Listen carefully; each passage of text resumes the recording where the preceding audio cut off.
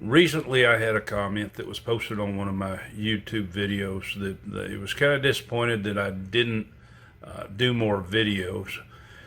And the real reason is I really haven't had time. I probably will get back to them soon, but right now, I've got other things in my life that I'm more interested in.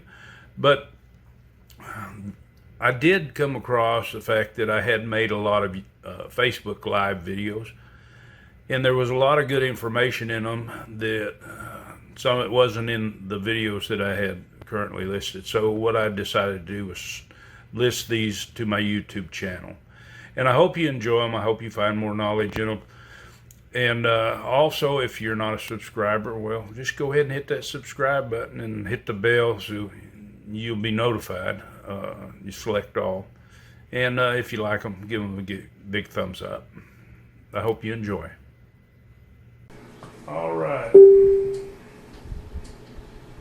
Yeah, okay, thanks, Cheryl. I'm glad that's better. Okay, we're going to start over. I don't have my stream here, but I know it's up. We're going to go back over this stuff. We'll go back over a little quicker, being kind of just explain a little bit of it here. So, like I said, the first thing that I was talking about was material safety. Know your material. Know that there's some that you have different things to be cautious about, like petersite with asbestos fibers. Now, you can get the same with tiger iron. Tiger iron is also a pseudomorph of asbestos. And if you see the gray areas and look fibrous, that's going to be asbestos. So you want to be careful when you work around that. I would recommend, put it in a tub of water, wet it down real good, and maybe even take a scrub brush and scrub any loose fibers off of it, and then go from there. You have copper in malachite. A lot of people make sure that they use some type of respirator, to filter out any of your mist that might contain copper and stuff like that. So be aware, especially if you have allergies, and always wear something to protect your eyes. Okay. Now we're going to get back over here to where we started. Now we're talking about the different patterns. I think you pretty much could do that visually.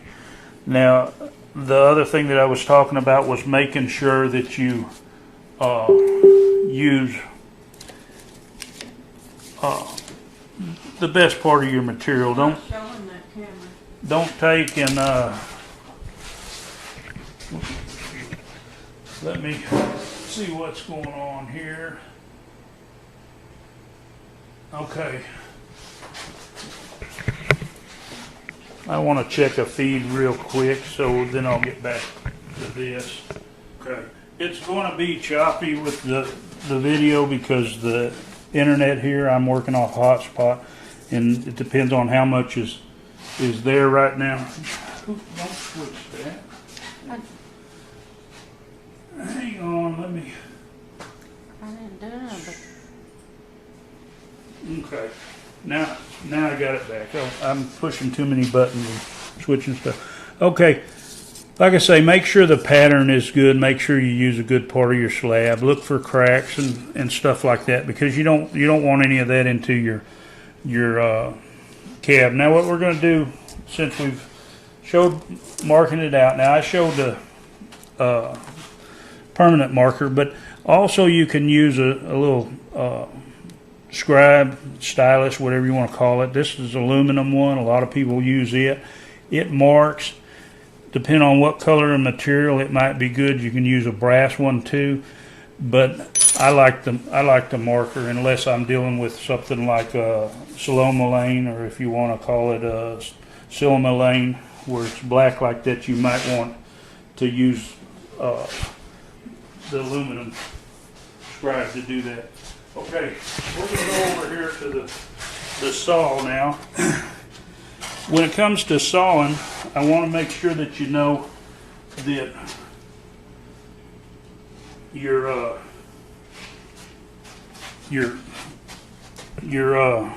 material, whenever you're trimming this, you don't want to trim too close to your line. Now I have two lines here. I know which one I want to trim, but you don't want to trim too close to this. Now it might be a little noisy here with this saw. Anytime you're sawing, you want to use, I say preferably in a trim saw water. You don't want oil mist to where you're breathing the oil mist. But you're just going to trim close.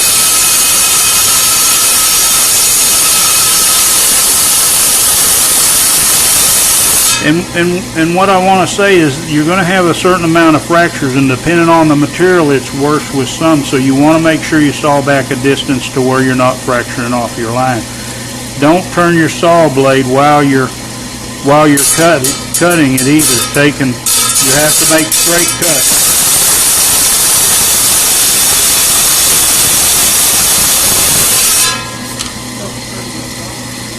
Yeah, don't turn your rock.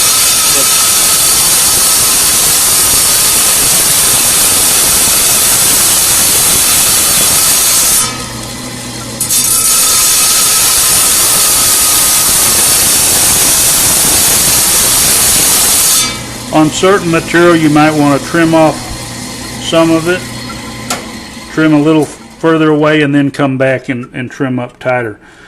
But remember that you can't you don't want to turn your rock. Okay, I mean, you don't want to rotate your slab whenever it's in a groove on the saw, because you're going to pop it off. Okay, that has that. Now I have a piece of material here. And I want you to be aware, and that's the reason why I have this one here. Now, a lot of times you buy a slab and you're not going to be able to use all the slab. Now, this here would probably clean up and it would look pretty here. But you have so many small fractures all in this material that you want to be aware of that, because just because it's there and it's pretty, it's not necessarily something you want to cut into a cab. So really look over it before you do that. Let me turn something down here. Once you have your piece slabbed out, marked and cut, then we're gonna go over to the cab machine. Now I'm not going to spend too much time on this. I want you to get the overall basics on this, but as far as to just trim one out, I have plenty on that's already finished, and so what I'm going to do, I have a nice piece of ocean jasper here, and I have it marked, and now I'm going to want to trim it down. Now, when you trim this down, when you bring this down, remember your coarse wheel, whether you're using an 80 grit or 100 grit for your coarse, it's going to tend to chip it more. So you don't want to get too close, and you'll notice whenever you're doing this how bad your material chips, because I want you to be aware that some chips where some doesn't really chip at all. You know, it's the way that material is composed, but be aware of it and don't come in too quick whenever you're doing that. The other thing is, now I do have a guide that sets up here, a rest that I can bring this around and I can shape this just like to put a taper on it or whatever I want, but I don't use this guide, and the reason for that is it's just as easy to do this by hand, and especially once you get used to it. Don't worry about taking off too much material. The other thing, when you use this guide, and especially if you have a 6-inch wheel, the radius of this will put a curve where it'll look kind of flat, but it's actually got a curve in there, and that's something that you've got to be aware of when you come back to start shaping it. You need to leave enough material so that you can come down on the edges for that curve. Now, when I do it this way, I run it at a 45 where I'm running on this flat part of the wheel, and so whenever I get my radius around here, it's flat all the way, so I don't have that curve to deal with when I don't use a guide. Okay, we're going to have a little noise again. Maybe not too much, but some. And what I'll do first is I'm going to take this off, and I know how much I want to take off of here. You don't want to use too much pressure when you're grinding. You're just going to wear your diamonds out faster. Now I do use a lot of water. It keeps my wheel cleaner, and it makes my diamonds last longer. But what I'll do is I cut that, and then I'll come back on my portion. I'm going to take it off this way. Now you can go this way. I find it likes to chip more. Normally when I'm taking off my rough place, I'll do it this way. Now I would tend to go all the way around once I've taken it in a little bit. I'm just doing this one side as a demonstration. Now once I've taken it in some and I've got up here kind of close, I'd come in on my next wheel, which is normally a 220. Now this is a 180 because I've got a centered wheel, and when they wear, they tend to act like a 220 or cut about as fast as 220. But then I'm going to come around here until I get this even, whatever distance I want from this line. And it'd be the same thing if it's freeform. You do your final shape this way, you know. And then whenever you're done, you don't have a lot of chipping that you might have on the other, but you continue around that way until you got finished. And now it's not necessary to bother with this, cutting this back or smoothing this up on this wheel until you finish your shape. The main thing is that you would use your 220 for would be just to shape up your wheel. You would use this one, and you remove enough material until you have your girdle. Leave a little extra girdle, but you leave enough material to where you get your girdle at the width you want, so that when you come back, now this is not even, so we won't even talk about that. But what I say is leave you about 3-4 millimeters on your girdle, and then you can come back and once you start shaping it, you can take it down to where you want it on the 220 after you've finished up on your course wheel. Okay. Now, once we get this all the way smoothed around like we want, we'll go back over here to our other. Now I'm going to get rid of this apron. I just don't like wearing it. But I don't like being wet either.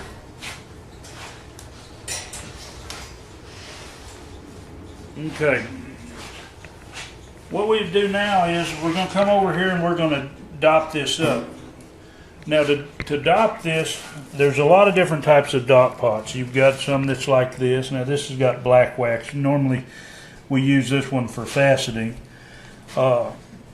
We have this one. This is the one I started out with. Now this is a simple homemade, got a light bulb, whatever watt you use in there, that's going to heat your wax to the temperature you want it. Now this is simple enough. I've got a piece of old muffin pan here that I cut the top of a coffee can and mounted it down and but these I'm not, and then I took the trays out of a muffin pan and fixed them where they sit in there. I can use for different waxes if I need. Now with dop wax, you have 3 types of dop wax. Now normally you could use any of the 3, but normally the black and the brown are normally used in faceting. You'll buy them in quarter-pound pieces like this normally, or buy them by the pound. Sometimes you'll get them broke up, but this is normally the way it comes. Now you can buy the smaller ones like this brown one, but that's what we do. Just break them up. We throw them in here. Now over a period of time, this dop wax might get to where its consistency isn't the same. A lot of people add just a little beeswax, and they'll bring it up to where it's good and tacky again, and works good. Now, what we would do, we're going to take a stick, and this is just a dowel that's cut off, and cut them off to where they're comfortable. I find probably about 4.5 inches is good. and we're going to put it down in here. Now I have this cab setting up on top of here, and what this is heating this cab up. And I have cleaned the back of it with denatured alcohol beforehand, so we've got all the oil and anything else that might keep the Dop wax from sticking. Now we'll get wax on our Dop stick, and we're just going to take this out of here, and we're going to place this on the back of the cab. And then if you wet your finger, now I just wet mine with my tongue, but if you don't want to be licking your finger and touching dirty wax and stuff, you can get you a little bowl or a little cup to put it in. And what I'm doing is going around and pushing this down where I've got a good watertight seal down here on the bottom. Now what I'll do is I'll set this aside to cool off, and then it'll be stuck, and then it'll be like this one here. This one's already dopped. Now that's one option. I don't dop too many this way, but if it's soft material, that's the way to go. And it's easy enough once you get finished to get this loose, because you can throw this whole thing in the freezer for just a few minutes and then take it out, and this will just fall off. So that's one way to do that. Now the other way that I like to do is, and I normally do, is I use an Instacure glue. It's all it is super glue. Now the super glue comes in different consistencies. The medium works real good for this, and I'll use an activator, which this activator, it just accelerates the curing time, so it's not going to take so long to set up. And what I'll do is, and it doesn't have to be a big Dop stick. It can be a small one. I'll just put a little bit on top of it, and I'll put a little bit right there, and I'll stick this here. And normally I've got my lid off, my activator or my accelerator. Now I don't spray this, it's got a spray nozzle, but all you have to do is take and pull it out and touch it to the side, and it'll run down, and it'll make this cure out real quick. And then once it's cured up just a little bit, it looks like it might be leaning, but anyway, once it's there, it cures out quick. Now I'm going to say, if you take this route take your paper towel after you get finished and just wipe off your top of your bottle. Now I can use this big bottle because I do this, but if you don't wipe that off, your lid's going to start sticking and start building up, and then you're going to end up to where you can't get it out and waste what's left of your bottle. So, but anyway, now that we have it dopped up, and I'm going to use this one that I dopped up earlier, I recommend when you start out to use a harder material. Now this here is bloodstone. Bloodstone it's a super nice material. It's harder to work, I mean, because it is harder material. But what I want you to understand is that when you're starting out, if you use a soft material, you're more likely to undercut it and everything else, and then you'll have a hard time making a beautiful cab. So normally, if I'm instructing somebody to work with this, I normally try to get them a piece of bloodstone. Let me see the comments here. Okay. Yeah, I don't have enough bandwidth, so it's probably going to be better seeing this after it's completed. So if some of y'all leave, you won't you won't make me unhappy, but it'll download it and won't be jumping if you go back and watch it later. Okay, we're going to move along, and now what I'm going to show you is, once we have this docked, and I need to switch screens again. I won't be able to do much on answering comments, but if you do have any, I'm sure I'll be back to look at that, or look at it later and answer any questions or comments that you have. Okay. On this, when it comes to working this cab, now we know what we want. We want it curved around. Now some people, they want just a beveled edge, a flat top, whichever way you want to do your cab. The way this one is going to be, it's going to be beveled. So we're going to take and work this off.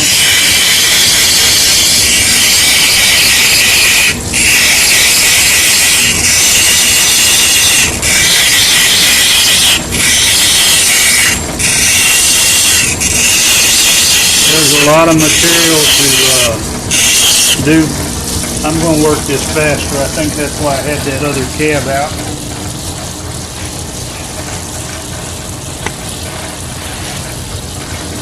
Because bloodstone does take a while. But we're going to work this one, and it's softer material, so I can work it faster, and it's a whole lot easier to get the idea of what's going on in a shorter period.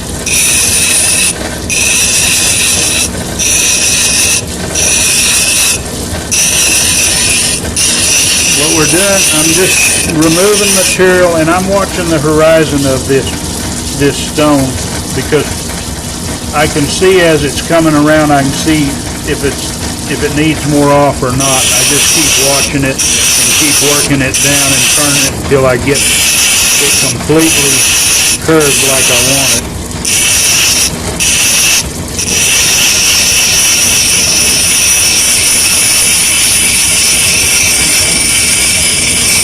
Now you definitely want to keep it moving. You don't want it to be sitting still.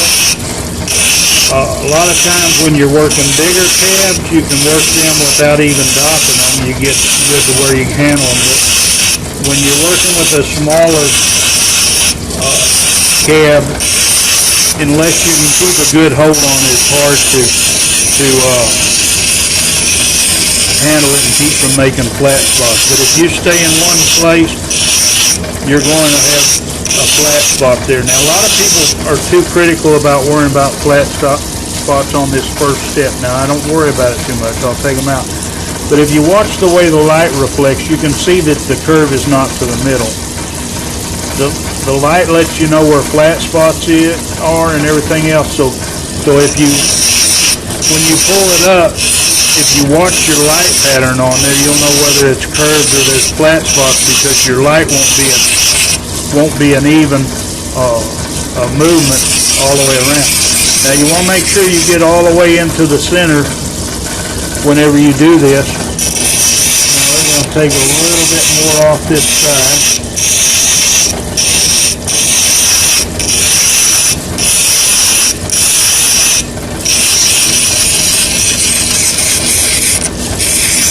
Now the most important thing is make sure once you're from your course wheel and you go to your next wheel, make sure that you get all the scratches from the prior wheel out of it at this step. Now I'm going to put my girdle down to where I want it.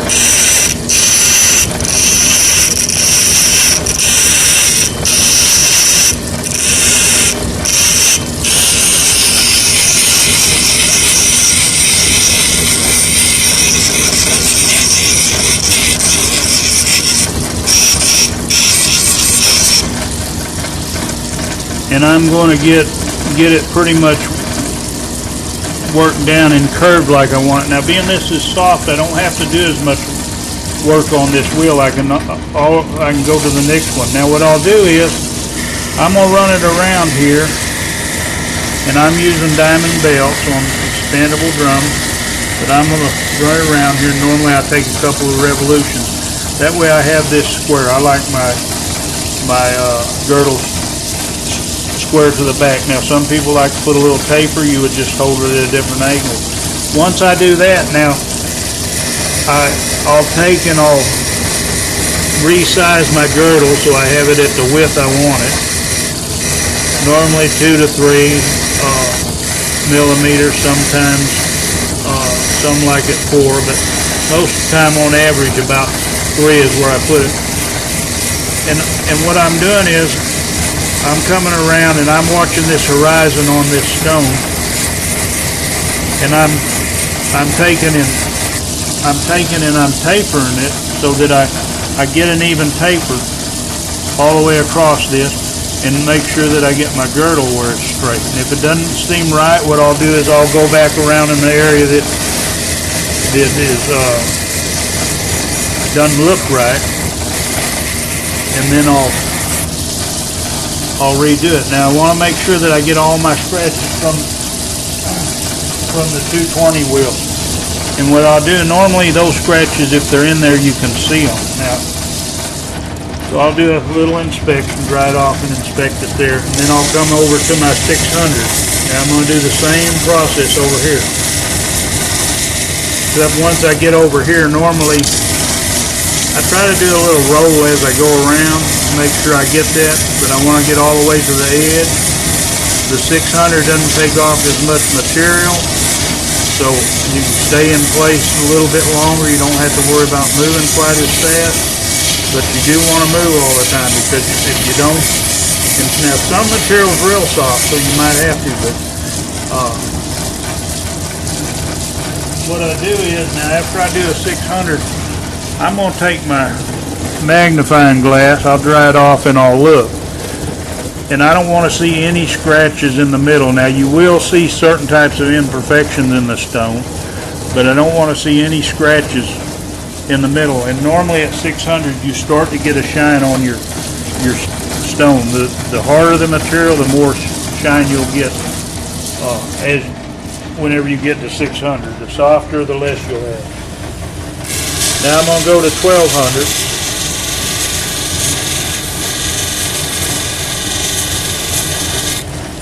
And we'll do that edge again.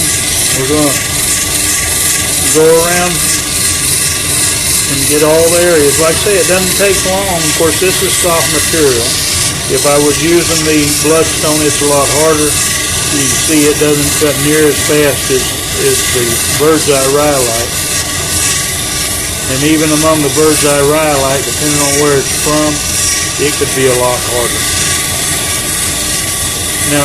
Now I kind of think that the 1200 is a critical place as far as whenever I start checking for any type of scratches or anything, because that's usually, if you miss something, that's where it's where it'll show up. So you got to really watch it once you get to that point.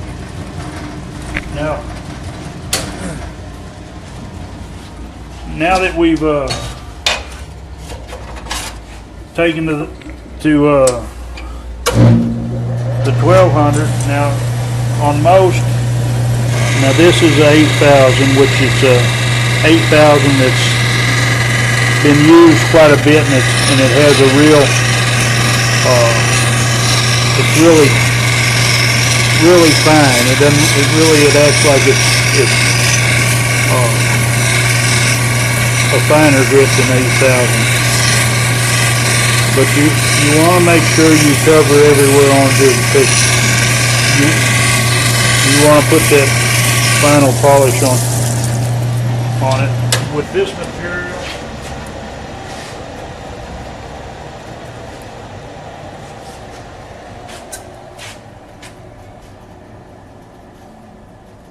okay. With this material now, and it varies with materials, you're going to have to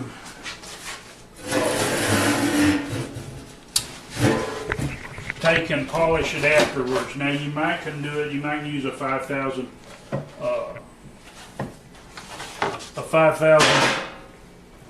grit wheel or something. I'm not even going to put a bottom under there, but it's, for me, I like this. I'll just use my muslin buff with Zam on it. Normally it works pretty good. You don't want to use, when you have slight pits or something, you don't want to use anything like cerium oxide, aluminum oxide, something like that, that white will get in there and it's really hard to get out. But what we'll do is we'll do this just the same way we did with the other. We're going to just go around the complete thing.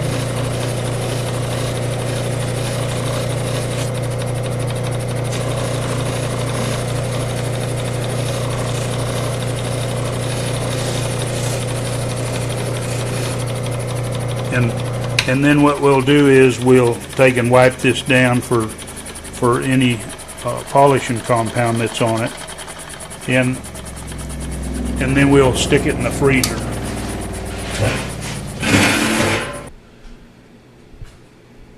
Now, super glue, a lot of people say super glue does release in the freezer. Now, I haven't had good luck with super glue releasing in the freezer. Normally what I take is a single edge razor blade and I trim the edges of it that's out away from the dop stick, and I take and put it in a glass of water and normally let it sit there an hour, maybe 4 hours, some materials overnight, but you don't want to do that if it's a material like a lot of the cobalt material that's like the turquoise, spiny oyster, and bronze and stuff like that. They don't recommend that them being set in water like that. It could create a problem. So as far as getting super glue off, the best way is, like I say, with the single edge razor blade. If it's a hard stone, I just work it and force the razor blade under it, pop it off. But with a soft stone, and you have to be aware, like I say, of what your material is. But with a softer stone, you could make sure you use wax or something like that. And if you don't have a dot pot, a lot of people use a little aluminum pan or something, and they put their dot wax on it, and they put a piece of foil on top of their little pancake griddle or something, and they turn it on and warm it up that way. So there are other options, and they just place their stone on the aluminum foil so they can heat it up, you know, whenever they dop it. But for soft stones, wax is the way to go. Now, be aware of some of your soft stones, like your opals, they don't like heat, so you have to be careful with some of your opals, heating them up and dopping them that way. I like to use really small dop sticks when I do softer material. That way I don't have as much area that it is going to hang on to, and a lot of times I'll finish my cab a little thicker, and then whenever I take my dop stick off, if it pulls a piece out, I put it on a flat lap and lap it down to where that area is flat again. So that's one way. Resource for techniques for each stone. There's a lot of groups that have different things, and there's a lot of research you can do just by Googling. For one, the hardness of the stone. There's also a lot of charts out there for your different polishing material that's recommended for different types of stones. What type of buff and what kind of polishing material. Now, I like to polish most of mine on my leather flat lap. I use super cerium oxide. That's spend a little extra money for it. It goes a long ways. And I like to use a little shot of vinegar on it. It cuts down the drag, and it picks up the shine that way. And two, it tends to keep the druzzy material from getting a lot of the white compound to where you can't spray it out. And understand that whenever you go to clean these up, you have a pressure sprayer usually right there at your station where you're working. Most of us have it. It's this thing right here. You don't think about it, but when you open your nozzle up to a stream and you put it right up there against that stone and you squeeze that trigger quick, you'd be surprised how much it'll clean up a druzzy area. It's a simple technique if you have some small pits that don't take away from the beauty of the stone, and you want to still use it, but you worry about polishing it. That's a good technique. And like I say, I just spray a shot of vinegar. It's just regular white vinegar on my stone and a couple sprays on my unit, and of course you can't really see, but the edge of it's rusted there, and that's what vinegar will do because it's acidic, so it's going to cause a little rust, but I can do it like the other one. If it gets too bad, I can just clean it up and paint it.